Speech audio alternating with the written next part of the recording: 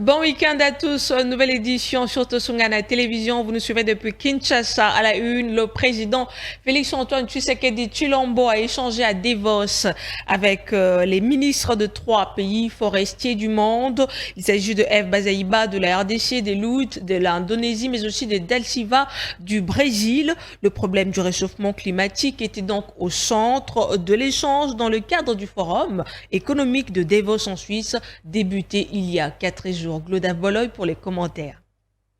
Le président de la République, Félix-Antoine Tshisekedi, a échangé à Davos en Suisse avec les ministres des 3 pays forestiers du monde. Il s'agit de F. Bazaïba de la RDC, le Hout de l'Indonésie et Marina da Silva du Brésil. Les échanges autour du chef de l'État congolais ont tourné sur le partenariat stratégique signé entre les 3 nations pour la protection des forêts tropicales humides. Saluant cette initiative, le président Félix Tshisekedi a encouragé à sa matérialisation le plus rapidement possible et sa mise en œuvre permettant d'agir en un seul front avec les résultats encore plus tangibles en faveur de l'humanité.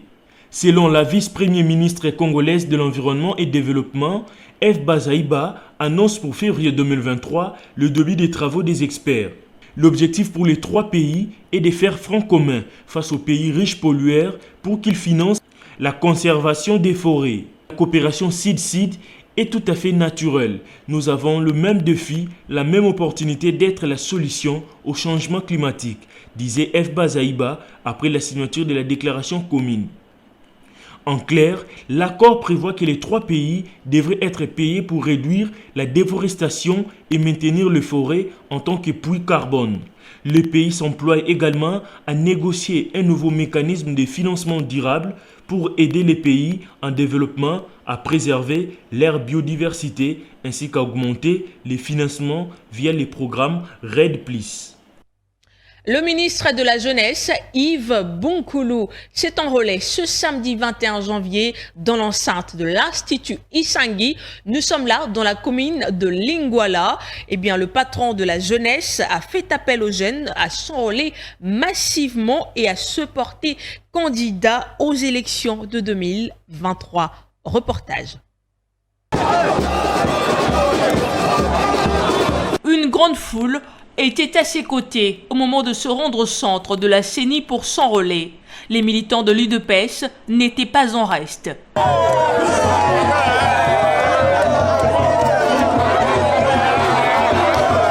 Natif de la commune de Lingwala, Yves Bonkoulou, le patron de la jeunesse, a rempli son devoir civique après une opération de moins de 15 minutes avant d'avoir, à main propre, sa nouvelle carte d'électeur qui atteste véritablement le démarrage du processus électoral en RDC. Le processus d'enrôlement qui a commencé dans la première zone qui passe de la très bonne manière. Je suis également content parce que je sens que la population est déterminée à aller aux élections. Contrairement à tous les propos de pêcheurs en eau trouble, les Congolais sont déterminés d'aller aux élections et de renouveler le mandat à ceux qui le représentent. Ensemble, nous allons continuer à accompagner le président de la République. C'est pourquoi je les invite à s'enrôler massivement, surtout les jeunes, et à se porter également candidat pour qu'en 2023, nous puissions donner à son Excellence, Monsieur le Président de la République, Félix-Antoine Tshisekedi, une majorité qui puisse nous permettre de transformer la République démocratique du Congo. Le ministre Yves Bonkoulou a appelé la jeunesse de la République démocratique du Congo et des l'UDPS en particulier à s'enrôler pour participer au vote à tous les niveaux qui aura lieu au mois de décembre prochain. La population de son côté promet de soutenir ces actions qui entrent dans le cadre de la vision du chef de l'État, Félix-Antoine Tshisekedi Tshilombo. D'un parti à un autre, à l'Union de Forces Nouvelles pour le Développement, qui, à quelques jours de la clôture de l'enrôlement, a vu sa présidente remplir son devoir civique et obtenir donc sa carte d'électeur. Jacqueline Chingaku Botende, puisque c'est d'elle qu'il s'agit, était accompagnée des cadres de son parti pour se faire enrôler. Nous sommes là dans la commune de Kimbanseke, au lycée Kingasani. Reportage, c'est avec Stéphanie Mpagna et Fabrice Dilonga.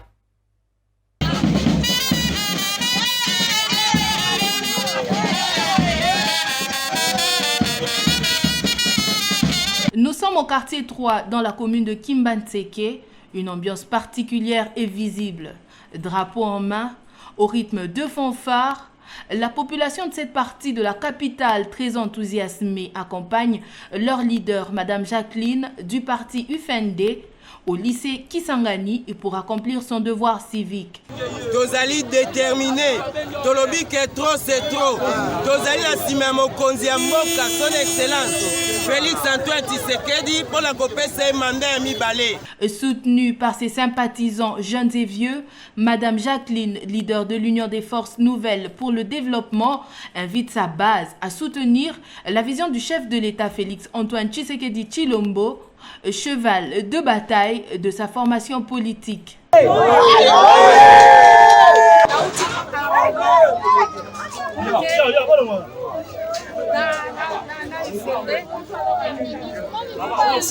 Ensemble pour soutenir le président de la République, Félix Antoine Tshisekedi. Voter un droit civique que devra remplir tout citoyen du pays. L'appel est donc lancé à tous ceux qui traînent les pas. Le conseiller privé du chef de l'État, Félix Antoine Tshisekedi, en matière de sécurité, à savoir Fortina Bisselele, est sous mandat d'arrêt provisoire. L'ancien conseiller du chef de l'État a passé sa première nuit dans une cellule à la prison centrale de Makala vendredi. Il est poursuivi pour haute trahison à la République. Glodef Boloy signe donc ce commentaire. Désormais ex-conseiller privé du chef de l'État, Félix Tshisekedi, a passé sa première nuit à la prison centrale de Makala. Présenté devant un juge vendredi après-midi au parquet près la cour d'appel de Kinshasa-Gombe, il a été auditionné pendant environ 6 heures. Cette arrestation s'est réalisée après environ une semaine de détention dans les locaux de l'Agence nationale des renseignements ANR. Soupçonné d'espionnage au profit du régime de Paul Kagame, selon les différentes sources parvenues à la rédaction. Cet ancien homme fort du cabinet du chef de l'État, Félix Tshisekedi, est officiellement placé sous mandat d'arrêt provisoire. Sa résidence avait été perquisitionnée et plusieurs effets saisis. Fortina Bisselele était de toutes les rencontres relatives au processus de paix entre Kinshasa et Kigali. Avec cet événement, les relations tendues entre Kinshasa et Kigali font une nouvelle victime dans les sérails du pouvoir en République démocratique du Congo.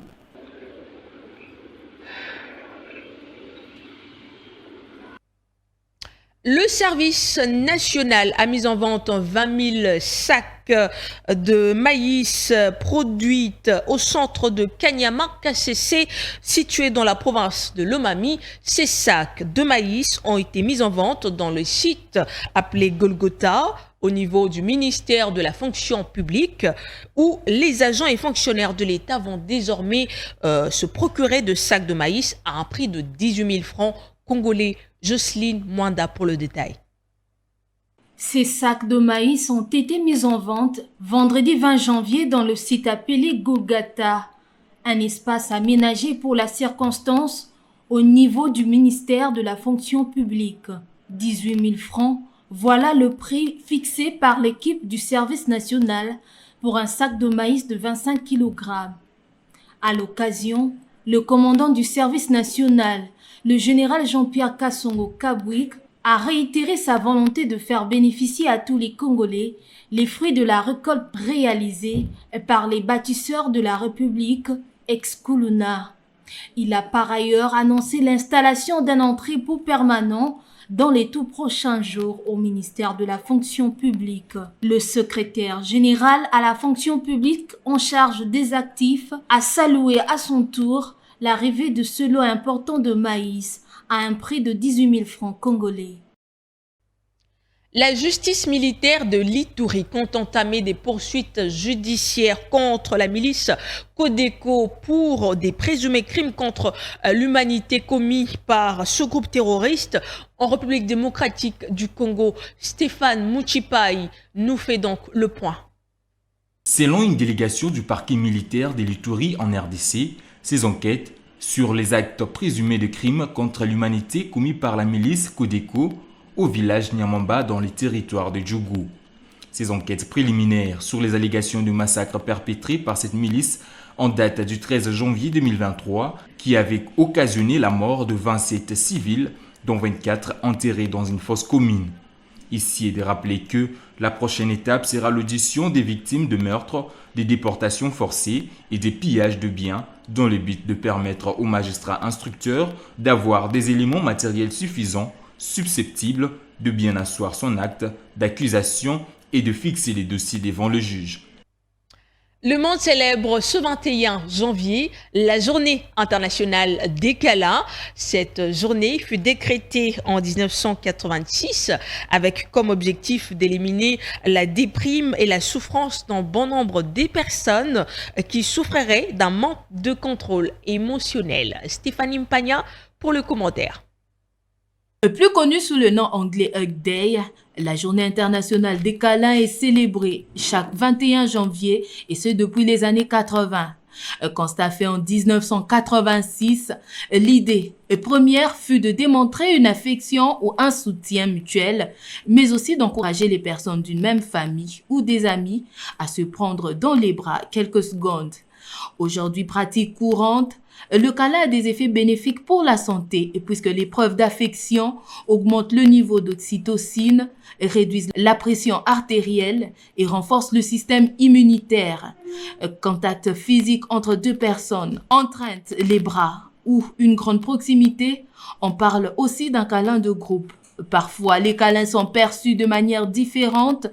Cela est dû aux différentes dimensions culturelles qui ont une vision positive ou non du contact physique, d'où l'appel est lancé à tous afin de redonner le sourire ou mieux, de réchauffer les cœurs de nos semblables le plus souvent par ce geste combien chaleureux et tendre.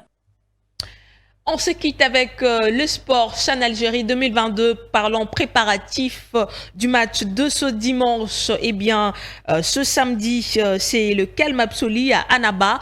Pas de match au programme des Léopards de la République démocratique du Congo. Si ce n'est un entraînement prévu à 20h heure de Kinshasa au terrain annexe. Le stade du 19 mai 1956, lui, s'apprête à vivre la confrontation RDC-Sénégal ce dimanche 22 janvier, combien important pour les fauves congolais. Reportage. Sur la route du stade d'Annaba, il ne manque jamais une invitée, Dame la pluie. C'est le quotidien de cet hiver où le temps est changeant à tout bout de champ, mais les Algériens, eux, sont habitués. Ça a bien. C'est froid. Il y a beaucoup de gens, ça a été regarder des matchs par rapport à la pluie et le froid. Des matchs. Le stade du 19 mai 1956, ce vendredi 20 janvier 2023, est inoccupé car n'ayant aucune confrontation à accueillir, mais n'est pas non plus vide. La sécurité y fait la ronde et tient à ce que tout se passe et se fasse en ordre. Chacun était sa responsabilité, tout c'est par le programme. Le service de volontaires presse de la CAF est également sur place, elle se pointe et assure que tout est bien fait. C'est dans ce stade que la République démocratique du Congo jouera ce dimanche 22 janvier contre le Sénégal à 20h, heure de Kinshasa, même heure à Annaba, avec un viseur tourné vers la victoire pour ici en quart de finale. Avant ce match, le Fauve congolais vont s'entraîner d'abord ce vendredi, puis le samedi, à l'heure du match, au terrain annexe du stade Annaba, au staff technique de rebattre ses cartes pour assurer sa première victoire en cette phase de poule, mais également dans la compétition, surtout avec le retour annoncé de Kevin Monde-Kozatu, Merveille Kikassa et l'entrée dans le groupe d'Emmanuel Bola. Voilà qui marque donc la fin de cette édition. Merci à vous de l'avoir suivi sur Tosungana Télévision, mais aussi sur Molière Télévision. N'oubliez pas de visiter nos sites, à savoir YouTube et Facebook, Twitter, Tosungana Télévision pour plus d'actualités. Merci.